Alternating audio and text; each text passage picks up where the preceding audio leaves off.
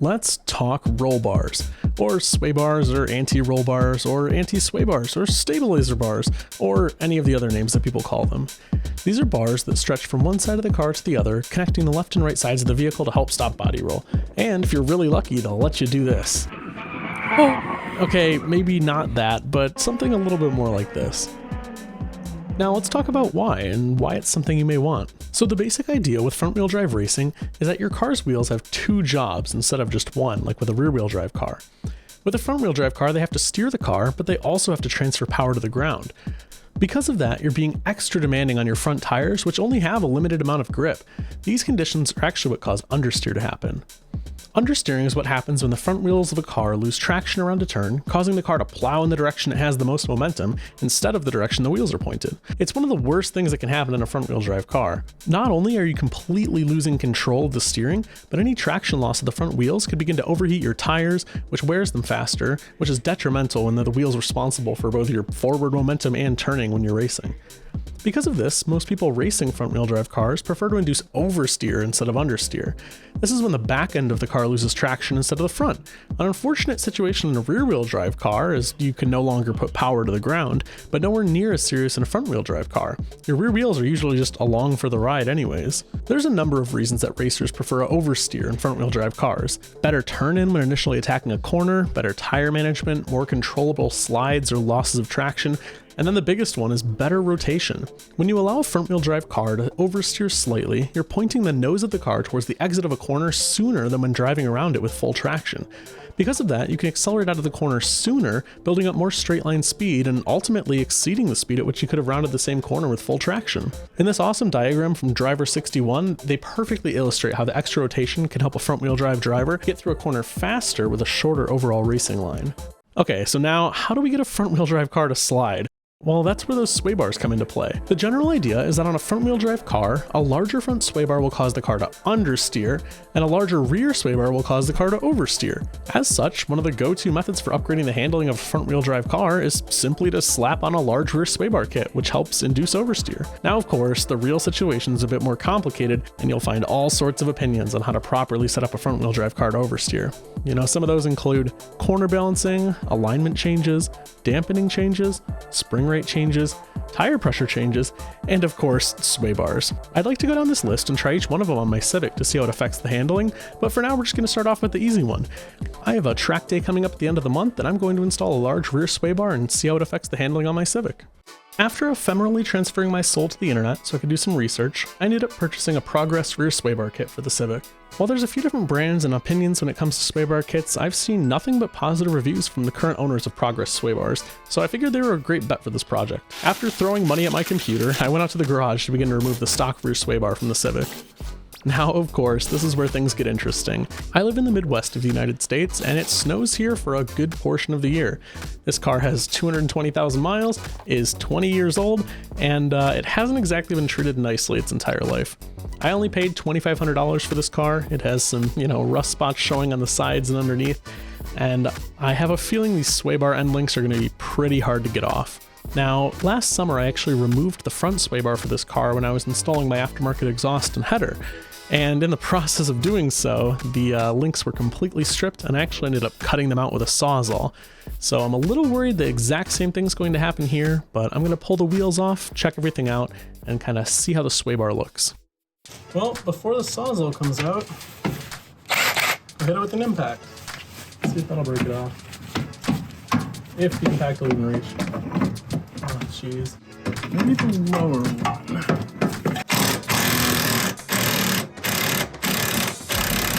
A little bit, but you can kind of see when I hit this again, you can see that the joint just spins in place. So back to the Sawzall. God, I have like no control of this tool. I'm sure that's a recipe for success.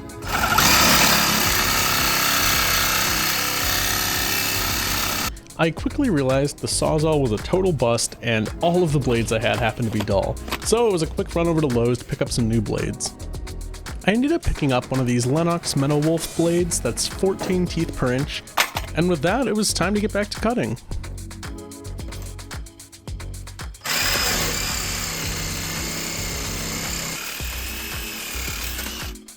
Huzzah! We've finally done it. Holy shit. We officially have broken through.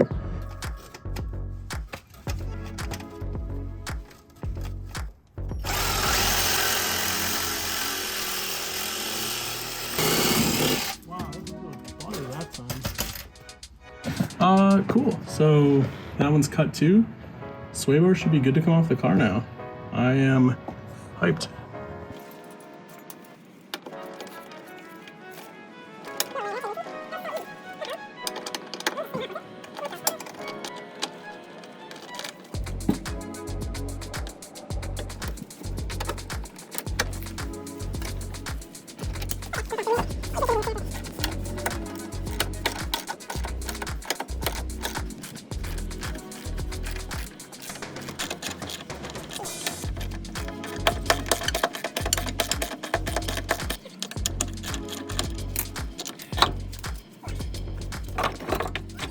The what? Oh yeah. I'm taking it to a racetrack this Sunday, so got to get it all prepped and ready to go. What kind of racing? Oh, that was awesome. Cool neighbor. Okay, with the rear sway bar officially off, we're gonna have to conquer those fasteners that are stuck in the stock sway bar mount locations before we can put the progress kit on. So I'm gonna have to go ahead and take a look at those. I think what I'm gonna do is get a vice grip, then try to hit them with an impact from the other side, see if we can get them off.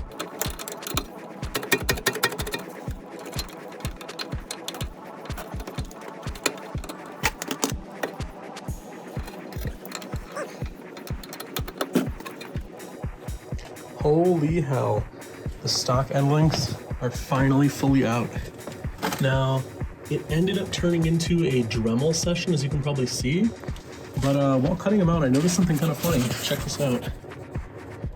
You can actually see the rusted, long cross cut right there. It was not me. So I have a feeling, you know, as Michigan cars do, the previous owner at some point probably replaced these. So these might have actually been aftermarket end links. Or I guess, you know, whatever, Rock Auto or something. And it looks like they cut out the previous end links because there's already that cut mark there. But that being said, end links are finally out. You can pull that sway bar out from under the car. Go grab the progress kit, double check all the hardware and everything we have. But yeah, anyways, should be good. Let's go grab that progress kit. Okay, we've got our kit of parts out here.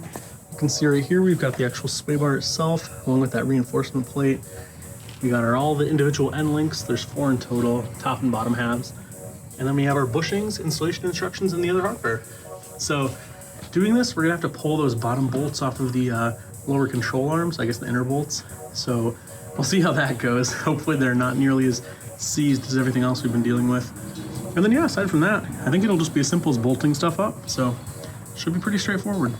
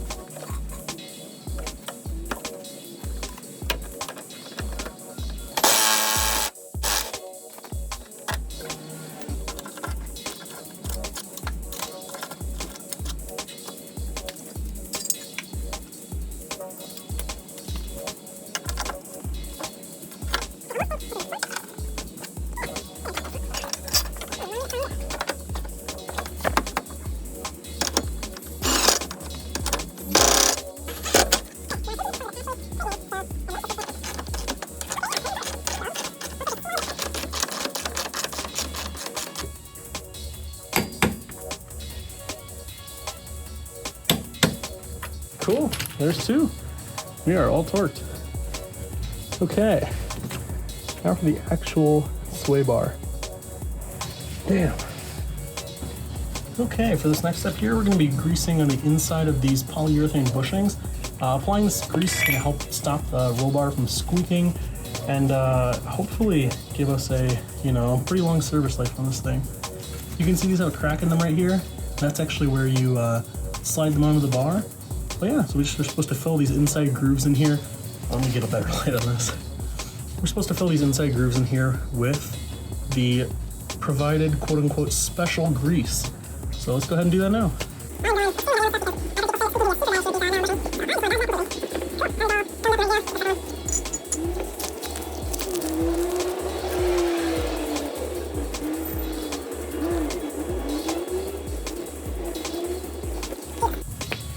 Also, just a heads up, if you're doing this at home, you really don't want to get a lot of these greases and lubes on your hands.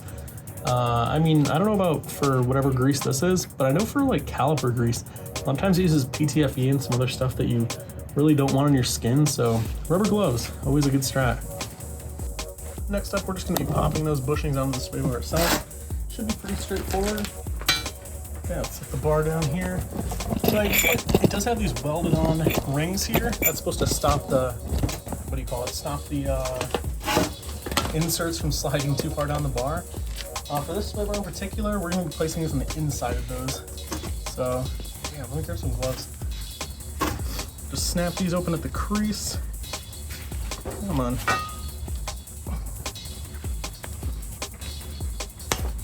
There we go. Just pops right over the bar like that. Do the same on the other side. Next, we just gotta pop on the brackets. Luckily, a pretty straightforward step. You just sort of push them over those inserts, and you're good to go. Now you can mount that to the car.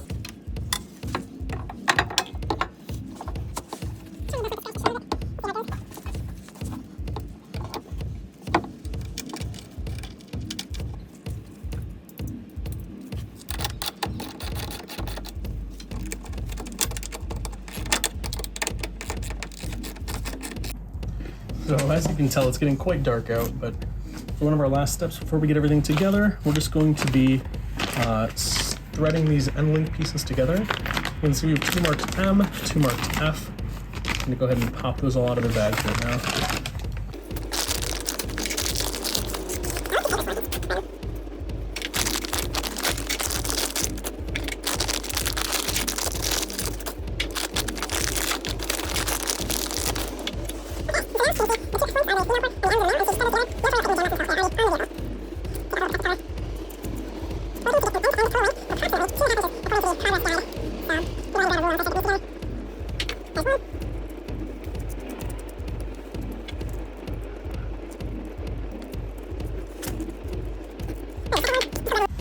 So now for our measurement, we're gonna be looking at center point to center point. So that's from the tip of this to the tip of this. And we're looking for 2.5 inches, which is approximately 63 to 64 millimeters. And my light just died.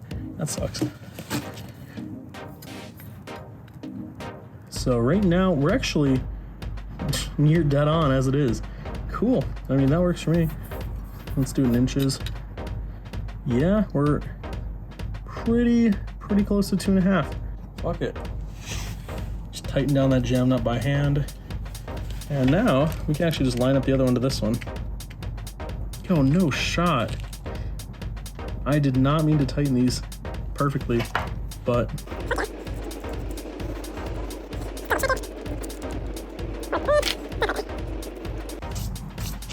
okay, let's throw these on the vehicle. First things first, before any spacer talk, they do say just install the sway bar, let the vehicle settle on its suspension, roll it back and forth a little, and then see if you need a spacer. So we are going to follow what Progress recommends. See how this works out. You can see here we've got that link on now. Ooh, I'll stop blocking the light. We're gonna go head up the passenger side, do the same thing, and then torque everything down.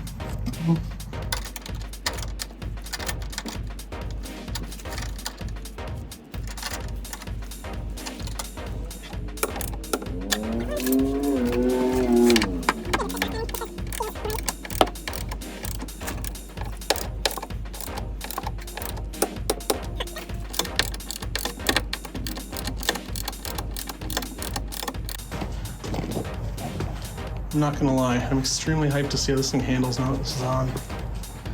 Not to mention, with the rear bumper cut, oh, that looks so good. So sick. I'm digging it. I think I'm gonna clean up a little. It's a little bit hectic around here. And then once I'm done with that, just pop the rear wheels back on. We should be good to go.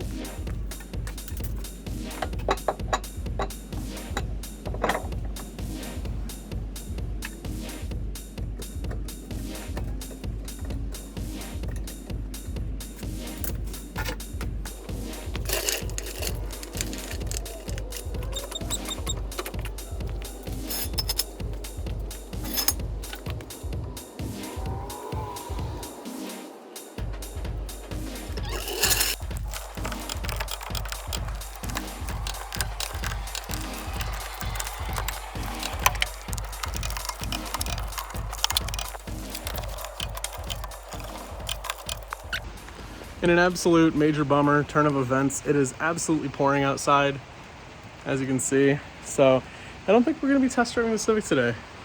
I'm hoping tomorrow, once the weather's cleared up a little bit, it's supposed to be like almost 80 tomorrow for some reason, kind of out of nowhere. But yeah, let's go test drive this thing tomorrow. Hopefully weather will be a bit better. I just feel so bad getting like water and crap from the road and everything on the brand new sway bar, like first night, so we'll see. But as weather is a cruel mistress, a test drive did not happen tomorrow. In fact, I honestly didn't get to test drive the car all the way up until the track day. I mean, okay, I got to drive the car around on the street a little bit before the track day, but I couldn't find anywhere that I could do hard cornering, or when I did, it was on days where it was raining. So the test drive was kind of a bust. That being said, the track day went awesome. Over the 4 total sessions throughout the day, I was able to play with the tire pressure settings, dampening settings, and I got the car really steering how I wanted to. And despite it only being my second time out on track, I think I was able to put down a few laps that I was actually proud of. Now that being said, there were definitely still some learning experiences. I'll let this clip speak for itself.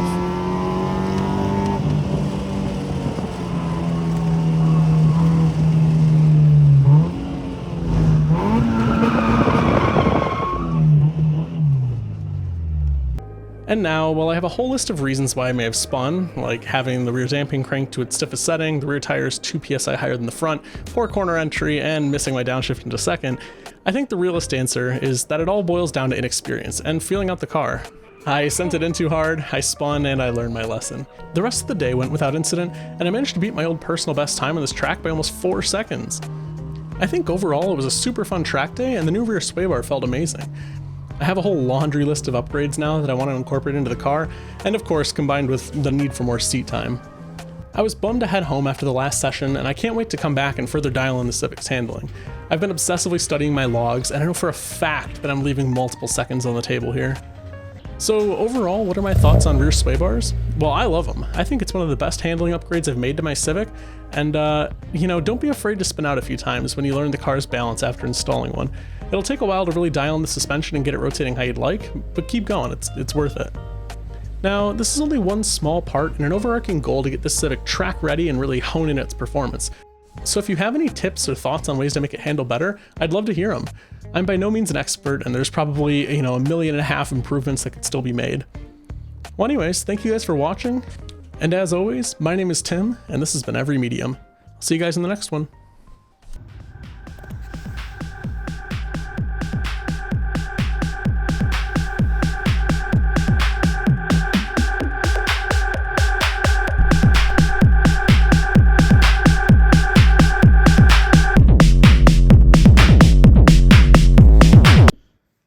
Damn, this kind of reminds me of that TikTok where it's like, was it worth it?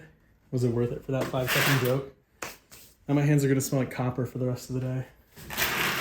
Please like this video. That's all I've got at this point. Oh, fucking hell.